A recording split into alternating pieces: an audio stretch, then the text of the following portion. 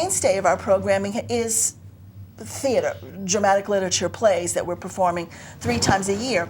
But it's also oral interpretation of literature. It's always been part of it. We've been fascinated with literature of all sorts, not just dramatic literature, not just the plays, but other stories. And examples of this, co-founder Scott Tolman is an English teacher at Keene High School. And he has written 2 original play scripts, 3 or 4 original play scripts actually, but the 2 I'm talking about right now are adaptations of novels. He wrote a play script based on the stories of Catcher in the Rye called Caught in the Rye, and I worked with him in development of that play and directed it, came in the last week and directed it. He also did another play based on the Scarlet Letter called The Letter, and I directed that one for Keene High School. So we love this idea of these stories, you know, good stories that are being told, and how can we get them alive in a way that's different from reading, and reading is beautiful. I love it, and it's great to spend that time alone with a good story. But this is how can we get people together in a room and embracing the story that's being told and celebrating it as a community right here and right now, all together, so that those moments are happening to all of us at the same time, and you know, we can look over at each other and share that great moment, that great truth that was just stated by this wonderful writer. We've done one of our plays was The Woman in Black, which is again another adaptation by Stephen Mallatrat of a Susan Hill novel. It's a horror gothic story, which was really tons of fun to bring to the stage. And then oral interpretation of literature has always been a particular favorite of mine. I was the voice on tape for a book called Haunted Louisiana, which is 23 short stories, and I got to play the narrator and create all of these different characters on tape, which was just a ton of fun. So yes, I think it's so exciting to bring those words out and give it your interpretation, so that you're helping people see nuances that are there in the novel because you've studied it. You've read it over and over and over again, and you've done some research. You've gone online, looked to see what the writer has to say about it. How did 451, where did that come from? You've done all of that, so you've got a wealth of information behind your interpretation. It's not that first read. You're using your body, your voice, your expressions to convey to the audience all of the deeper meanings that they would get if they read it 5 or 6 times and did all of this research that we've been, you know, enjoying doing so much. The other part of your question about the mission of the Edge, Kim, you've done for many years other educational outreach programs with students, and like the Young Chautauqua that you do annually, and you do other training programs through the library. And you're involved in Chautauqua? Yes, ma'am. Yes, I absolutely want to say we love our space. We love working here at Heberton Hall, and we, in connection to that, we do a lot of collaboration with the Keene Public Library, which is a joy. So the Edge Ensemble will provide a creative drama camp for students in and around Keene through our collaboration with the Keene Public Library. We offer, we did Second Saturdays with Dr. Seuss, where we have the kids come in and teach them a little bit about creative dramatics by using Dr. Seuss's books. We did African folk tales, where we used, again, middle school students to perform these tales out loud. And then Young Chautauqua, for the last 3 or 4 years, I've been the acting coach for the Young Chautauquans, and the Edge provides the tent for them. We build that every year and support that programming. This event, the annual Marathon Readers Theater event, is in collaboration with the Keene Public Library as well. So the thing that got us jump-started, as Mark was saying, was when we did the celebration of Poe in 2012. There was a statewide event celebrating the works of Edgar Allan Poe. And we got involved in that with the library, doing the Readers Theater portion of that one. And we intend to continue collaborating with the library on this annual event as well. Going back to your really passionate discussion, which I just loved, about the meaning of bringing work to the stage. and the fact that this is a marathon. Did we say 10 to 3? So that's like 5 hours essentially? Yes. With a couple of breaks. Because this book is so rich and there's so much to think about and discuss, are you going to do any sort of handout for people or some kind of companion piece that addresses some of those key issues and helps to perhaps explain some of the narrative and how it moves forward?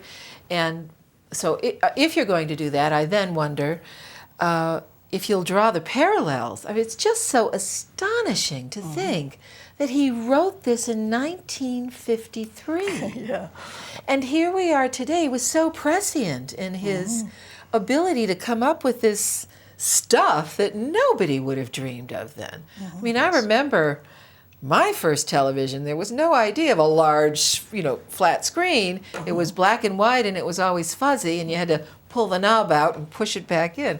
So are you going to do something like that, a companion piece for the viewer? That's been something we've discussed, and we haven't quite decided on that, I think. But we were trying to see what the audience participation was going to be like, and because this is our first one, we're figuring out if our timing is right. If we can, if we come in short or if we go long. So we haven't quite, I think, figured out whether or not we're going to do that.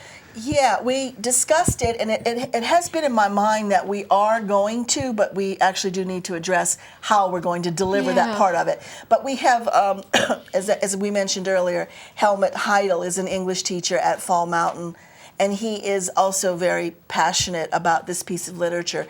And we talked about the idea of having a talkback where we'll have key people. Mark has done a lot of research on the book as well, and on Ray Bradbury in general, so where we would have key people at least bringing up for conversation with the audience members that stay there all the way through to the end to talk about some of this stuff. Now, I like your idea of handouts. I think that's a good addition. Well, you know what too. made me think of it is having just attended and loved the Monadnock International Film Festival, which was really so terrific.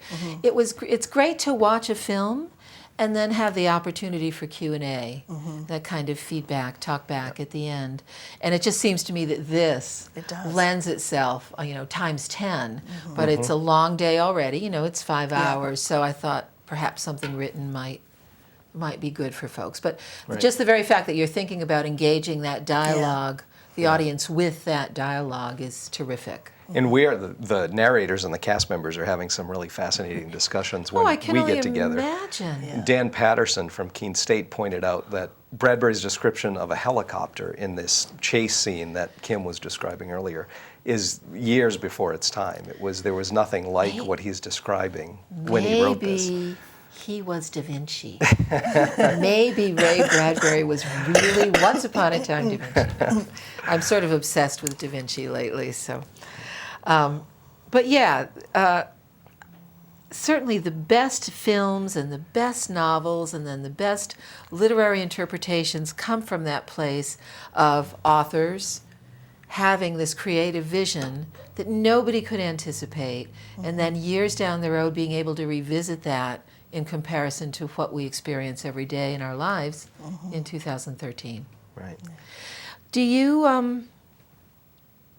okay, let's actually talk a little bit, because the time always flies, and I want to be sure to get in some information for our viewers about your upcoming performances, which are going to be kind of right around the corner in June, and then you've got some interesting shows planned for the fall. So let's talk about Circle Mirror Transformation. Okay. What is that going to be? Where will it be? Date, the whole thing.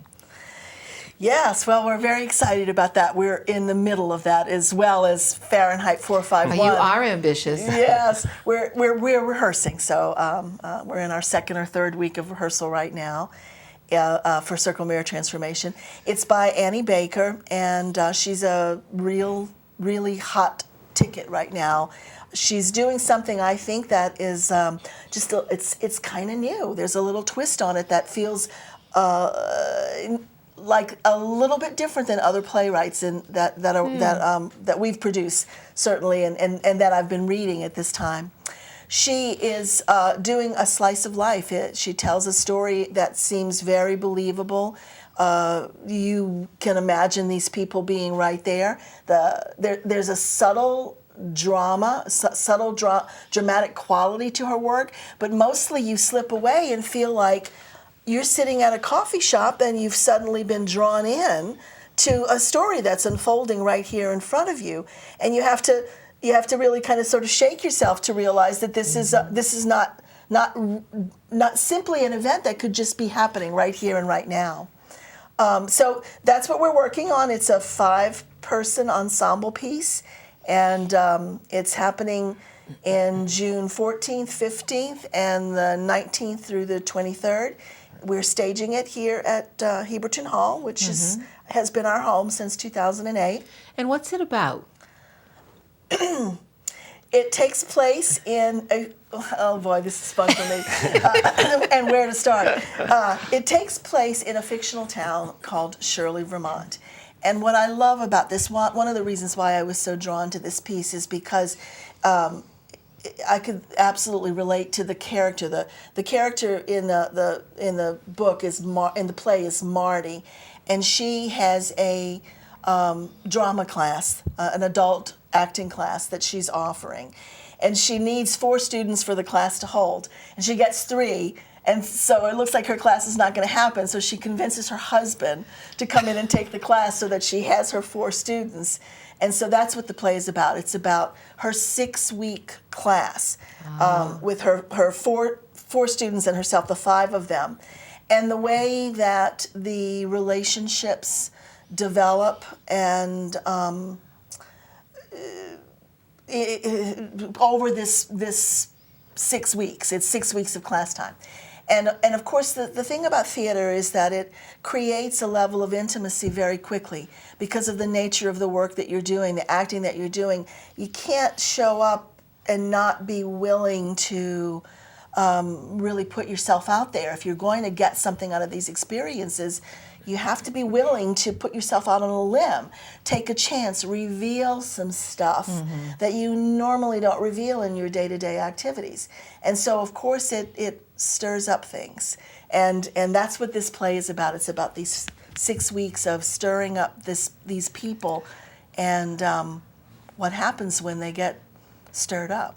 Yeah. It sounds like one of those great summer books that you just can't put down, Yeah. but it'll be on the stage. So that'll be in right, June. It's And nice, again- the way we like to describe it as what was the phrase, a charmingly funny independent film. That's how it plays almost. Yeah. The characters are very real. You recognize qualities in them that you would, as Kim said, if you're at a coffee shop and listening in on people's conversations. And information about this and all your other shows are on your website, which I want to be sure and mention to everybody again. We don't want to run out of time for that. So it's Edge Ensemble, Edge spelled out, EDGE, Ensemble, ENSEMBLE, 2 E's in the middle, .org. So you'll be able to find out all the information about that show. And then your new season has a couple of interesting titles. Of course, On Golden Pond is just one of everybody's favorites. And as I think about that film, I'm wondering how you stage that. Yeah. You want to like give us some hints about? I mean, that's a, even though a lot of the scenes in that film take place in the house, in the summer cottage, there's some key stuff that happens outside. So I'm just wondering how that will play out. Not in the play. Ah, in the so, play, it doesn't okay. happen anywhere else. You know, that's the thing they do in film. The play was written first. Ernest Thompson set it all in that lovely little cabin.